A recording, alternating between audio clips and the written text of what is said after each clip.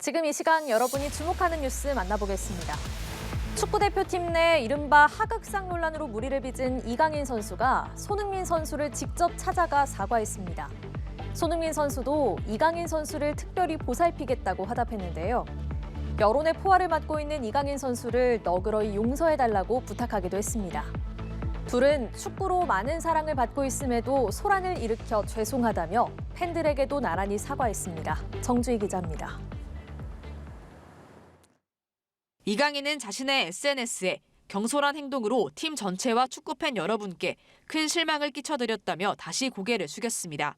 이강인은 손흥민을 직접 찾아가 진심으로 사과하는 게 중요하다 생각했고 긴 대화를 통해 팀의 주장으로서 짊어진 무게를 이해하고 자신을 돌아보는 시간을 가졌다고 밝혔습니다. 문제가 됐던 요르단과의 4강 경기 전날 식사 자리에 대해선 절대 해선 안 될 행동을 했다며 깊이 뉘우치고 있다고 말했습니다. 약 1시간 뒤 손흥민은 자신의 SNS에 런던으로 찾아온 이강인과 함께 밝게 웃으며 찍은 사진을 올렸습니다. 손흥민은 이강인이 진심으로 반성하고 진심 어린 사과를 했다며 앞으로 이강인이 좋은 선수로 성장할 수 있게 특별히 보살피겠다고 썼습니다. 또 이강인이 힘든 시간을 보내고 있다며 너그럽게 용서해달라고 당부해 대표팀 주장으로서 품격을 보이기도 했습니다. 이강인은 손흥민에게 얼마나 간절한 대회였는지 머리로는 알았지만 마음으로 충분히 헤아리지 못했다고 말해 두 선수 간 물리적 충돌이 경기력에 영향을 미쳤음을 짐작했습니다. 이강인은 대표팀 내 다른 선후배 동료들에게도 사과했다고 말했는데 손흥민은 일각에서 제기되는 대표팀 내 편가르기는 사실과 무관하다고 일축했습니다. 손흥민과 이강인은 축구로 많은 사랑을 받고 있음에도 소란스러운 문제를 일으켜서 죄송하다며 팬들에게도 나란히 사과했습니다. 연합뉴스TV 정주희입니다. 최근 언론을 통해 방검복을 입은 교사 A씨의 사진이 알려지면서 논란이 됐습니다. A씨가 방검복을 입고 교단에 서게 된 건 2년 전인 2022년에 벌어진 사건 때문인데요. 그는 살기 위해서 입는다고 밝혔습니다. 어떻게 된 사정인지 저희가 교사를 직접 만나 들어봤습니다. 엄승현 기자의 단독 보도입니다. 전북 한 고등학교에서 근무하던 교사 A씨는 자신이 방검복을 입은 이유에 대해 살기 위해서라고 말했습니다. 나 죽으면 어떡하지? 내 가족은 살기 위해서 입었죠.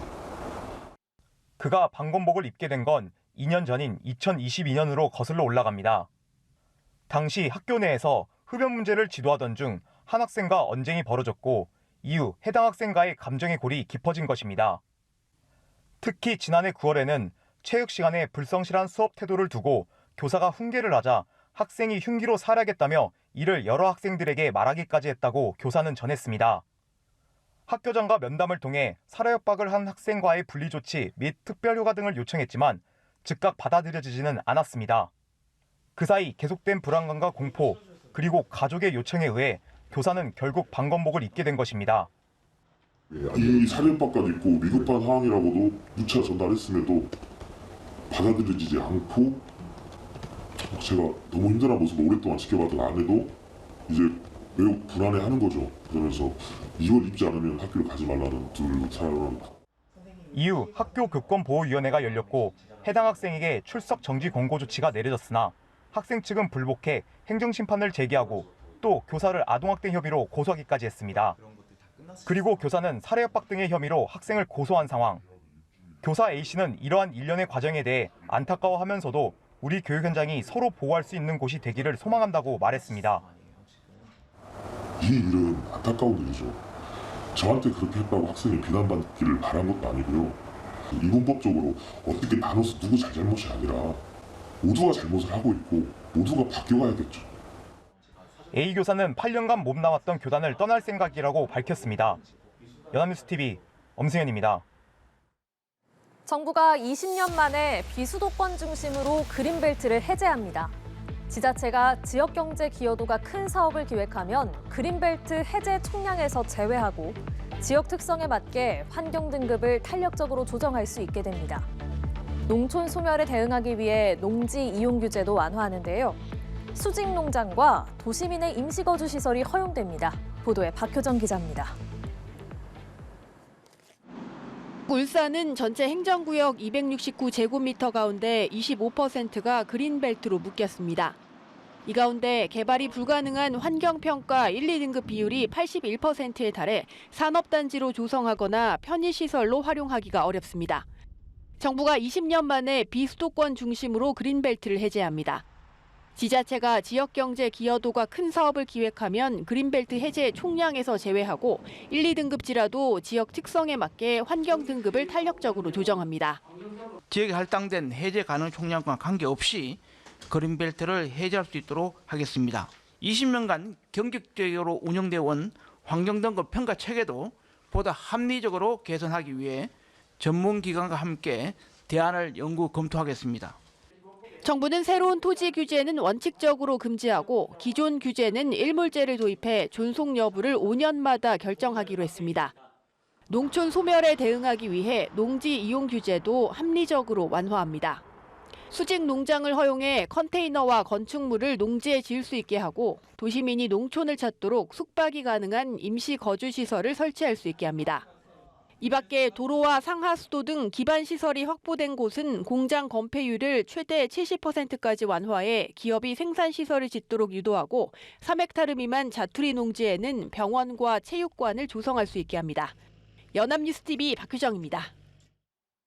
시베리아 감옥에서 돌연사한 러시아의 반정부 운동가 알렉세이 나발니의 사망 원인을 둘러싼 의혹이 증폭되고 있습니다.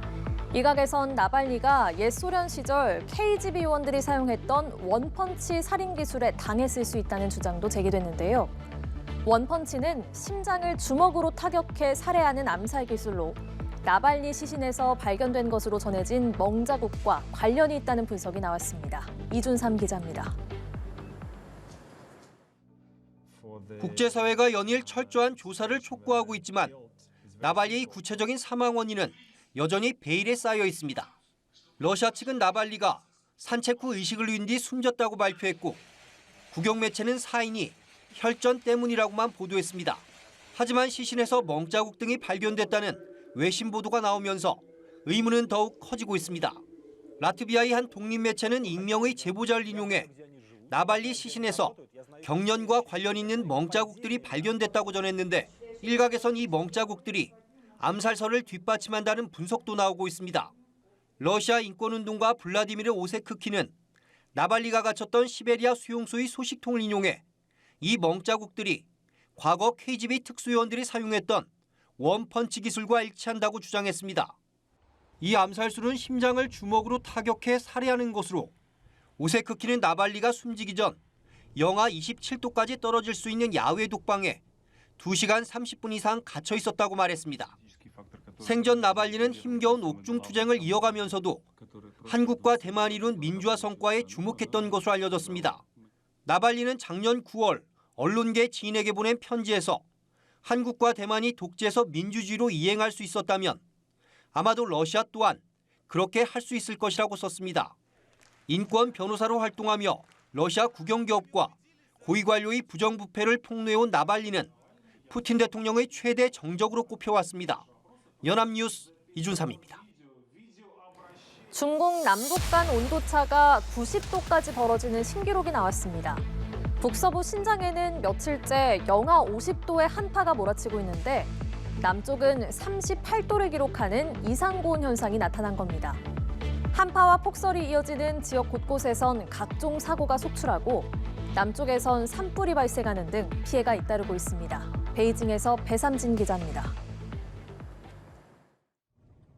한치 앞을 내다볼 수 없을 정도의 모래 폭풍이 덮친 중국 신장 지역.